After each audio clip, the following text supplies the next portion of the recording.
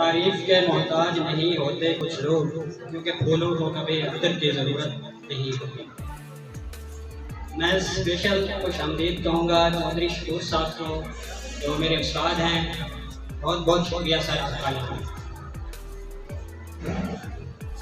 ایمان، اتحاد اور تنظیم، یہ ہمارے قائد کا فرمان ہے، اور اسی سے متعلق آج ہم بچوں سے تقریر سنیں گے۔ تو آج کے اس تقریر کا باقاعدہ آغاز کرتے ہیں، اور میں سب سے پہلے جو ہمارا پہلا کمپیٹنٹ ہے داؤد اظہر سکھانی صدیق اکبر پبلک اسکول سے، اس کو دعوت دوں۔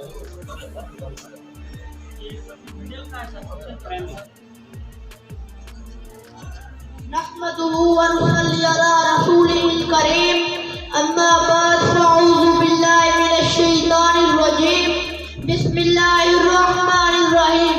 منفعت ایک ہے اس قوم کی، منفعت ایک ہے اس قوم کی، نقصان بھی ایک ہی سب کا، نبی دین بھی ایمان بھی ایک، حرم پاک بھی اللہ بھی قرآن بھی ایک، کچھ بڑی بات تھی ہوتے جو مسلمان بھی ایک، فرقہ بندی ہے کہیں اور کہیں ذاتیں، کیا زمانے میں پنپنے کی یہی بات ہے۔ صدر دی وقار عزیزان گرامی اور معزز مہمانان کرام، السلام علیکم۔ آج مجھے جس موضوع پر لفظ کشی کا موقع مل رہا ہے وہ ہے ایک مسلم بھارت کی پاسداری کے لیے۔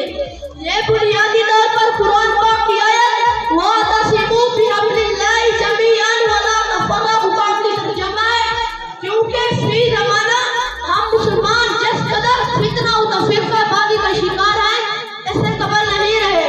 صدر مکرم دور حاضر اپنی جدید ٹیکنالوجی کی وجہ سے تفرقے کے جن کو تباہ کن حد خوفناک بنا چکا ہے، ہم ٹکڑے ٹکڑے مسلمان، بکھری بکھری امت، کٹی پھٹی قوم، اجری پجری جمعیت، جن کا ہو کر طوفان حوادث کا شکار ہو چکا ہے۔